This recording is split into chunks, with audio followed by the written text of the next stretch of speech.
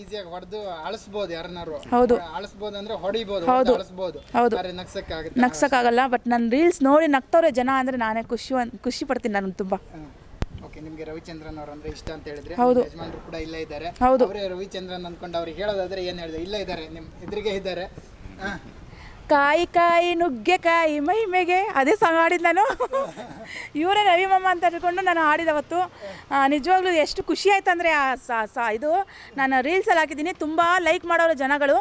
ಎಷ್ಟು ಒಂದು 30-40-50 ಸಾವಿರ ಜನ ಅದಕ್ಕೆ ಲೈಕ್ ಕೊಟ್ಟವ್ರೆ. ಅದು 50,000 ಜನ ಲೈಕ್ ಕೊಟ್ಟವ್ರೆ ಅಂದರೆ ಅವ್ರಿಗೆ ಎಷ್ಟು ಇಷ್ಟ ಆಗಿರ್ಬೋದು. ಅದು ಸುಮ್ಮನೆ ಯಾರು ಜನ ಕೊಡೋಲ್ಲ. ಏನೋ ಇಷ್ಟ ಆಗಿದ್ರೇ, ಖುಷಿ ಆಗಿದ್ರೇ, ನಗ್ತಾ ಇದ್ರೇ ಅದು ಲೈಕ್ ಕೊಡೋದು. ನನಗೂ ತುಂಬ ಇಷ್ಟ ಆಯಿತು ಅದು ಲೈಕ್ ಕೊಟ್ಟಿದ್ದು. ನನಗೆ ಇಷ್ಟಪಟ್ಟಿದ್ದು ಲೈಕ್ ಕೊಟ್ಟಿದ್ದು ನನಗೆ ತುಂಬ ಇಷ್ಟ ಆಯಿತು. ನೀವು ಆಟ ಓಡಿಸ್ತಿರುವಾಗಲೂ ಕೂಡ ಎಲ್ಲರೂ ಬಂದು ಮಾತಾಡ್ಸ್ತಾರೆ? ಹ್ಞೂ ಸರ್, ಆಟೋ ಓಡಿಸ್ತಾ ಇದ್ದೀರಿ, ಎಲ್ಲರೂ ಬಂದು ಮಾತಾಡ್ತಾರೆ, ಎಲ್ಲರೂ ನೋಡ್ತಾರೆ, ಎಲ್ಲರೂ ಪ್ರತಿಯೊಬ್ಬರು ಕಂಡುಹಿಡಿದೆ. ಸರ್ ನೀವು ರೇಷ್ಮಾ ಅವರು ಹಸ್ಬೆಂಡ್ ಅಲ್ವಾ ಅಂತ. ಸರ್ ಹೆಂಗೆ ಕಂಡುಹಿಡಿತಾರೆ ಸರ್, ನಿಮ್ಮದು ಫೇಮಸ್ ಬಿಡಿ ಸರ್ ನೀವು ಅಂತ ಹೇಳ್ತಾರೆ. ಖುಷಿ ಆಗುತ್ತೆ ಒಂದು. ಅಂದರೆ ನಿಮ್ಮ ಮಕ್ಕಳಿಗೆ ಏನಾದರೂ ತೊಂದರೆ ಆಗ್ತಿದೆಯಾ ಅಂತ ಸ್ಕೂಲಲ್ಲಿ ಈ ಥರ? ಇಲ್ಲ, ಮಕ್ಳಿಗೆ ಏನು ತೊಂದರೆ ಆಗಲ್ಲ. ಮಕ್ಳ ಹತ್ರನೂ ಹೇಳ್ತಾರಂತೆ. ನಮ್ಮ ಫ್ಯಾನ್ ಆಗ್ಬಿಟ್ಟವ್ರೆ.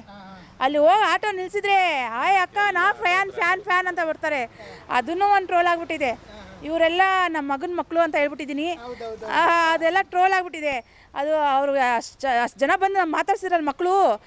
ಆವಾಗ ಮಕ್ಕಳು ಮಾತಾಡ್ಸಿ ಖುಷಿಗೆ ನನಗೆ ನನ್ನ ನಾಲ್ಗೆ ದಪ್ಪ ಬೇಗ ಹೊರಡಲ್ಲ ಮಾತುಗಳು. ಆವಾಗ ಇವರೆಲ್ಲ ಫ್ರೆಂಡ್ಸು ನನ್ನ ಮಗನ ಮಕ್ಕಳು ಅಂತ ಹೇಳ್ಬಿಟ್ಟಿದ್ದೀನಿ. ಅದೆಲ್ಲ ಟ್ರೋಲ್ ಆಗಿದೆ.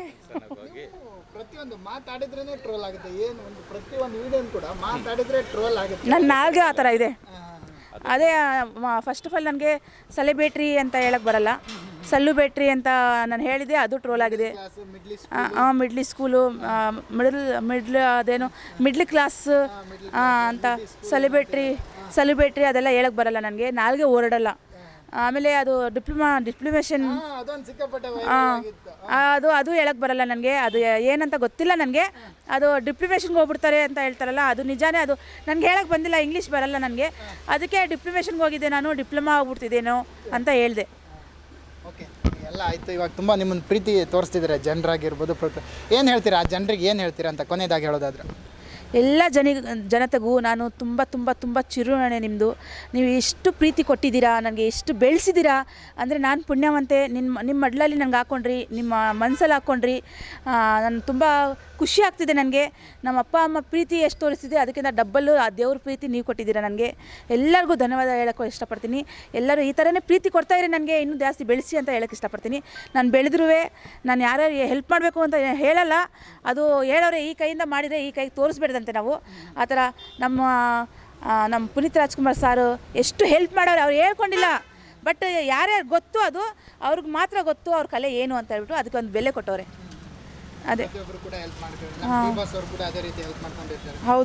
ಹೌದು ಎಲ್ಲರೂ ಹೆಲ್ಪ್ ಮಾಡ್ತಾರೆ. ಬಟ್ ಅದು ಹೇಳ್ಕೊಂಡು ಮಾಡ್ತಾಯಿಲ್ಲ. ಅದೇ ಈ ಕೈಯಿಂದ ಮಾಡಿದರೆ ಈ ಕೈಯಿಂದ ಗೊತ್ತಾಗಲ್ಲ ಅಂತ ಹೇಳ್ಬಿಟ್ಟು ನಮ್ಮ ಅಂಥ ಚಿಕ್ಕ ಜನಕ್ಕೆ ಎಲ್ಲ ಗೊತ್ತಾಗಲ್ಲ ಅವ್ರು ಏನೇನು ಮಾಡ್ತವ್ರೆ ಅಂತ ಹೇಳ್ಬಿಟ್ಟು.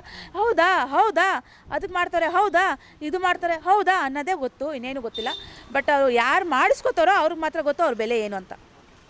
ತುಂಬ ಥ್ಯಾಂಕ್ಸ್. ನಿಮ್ಮ ಜೊತೆ ಮಾತಾಡಿ ತುಂಬ ಖುಷಿ ಆಯಿತು. ತುಂಬ ಒಳ್ಳೆಯದಾಗಲಿ ನಿಮಗೂ ಕೂಡ ಸರ್, ಒಳ್ಳೆಯದಾಗಲಿ. ಅಕಸ್ಮಾತಾಗಿ ನಾವೇನಾದ್ರು ತಪ್ಪಾಗಿ ನಾನು ಮಾತಾಡಿದರೆ, ಏನಾದ್ರು ತಪ್ಪಿದ್ರೆ ನಮಗೆ ಎಲ್ಲರೂ ಕ್ಷಮಿಸ್ಬಿಡಿ ಅಂತ ಹೇಳೋಕ್ಕೆ ಇಷ್ಟಪಡ್ತೀನಿ ನಾನು.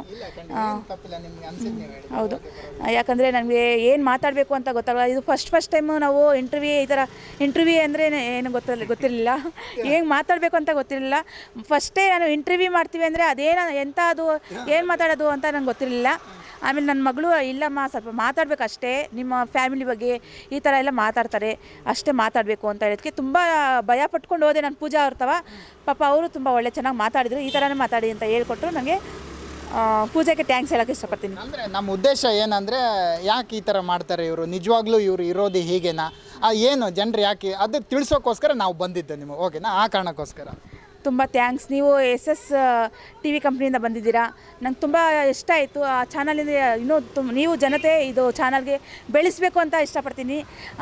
ನಮ್ಮ ವಿಶ್ವನಾಥ್ಗೂ ಅವ್ರಿಗೂ ಬೆಳೆಸಿ ಅಂತ ಹೇಳೋಕ್ಕೆ ಇಷ್ಟಪಡ್ತೀನಿ ನಾನು. Thank you madam. ಎಲ್ಲರಿಗೂ ಧನ್ಯವಾದಗಳು. ನಿಮಗೂ ಥ್ಯಾಂಕ್ ಯು ಮೇಡಮ್.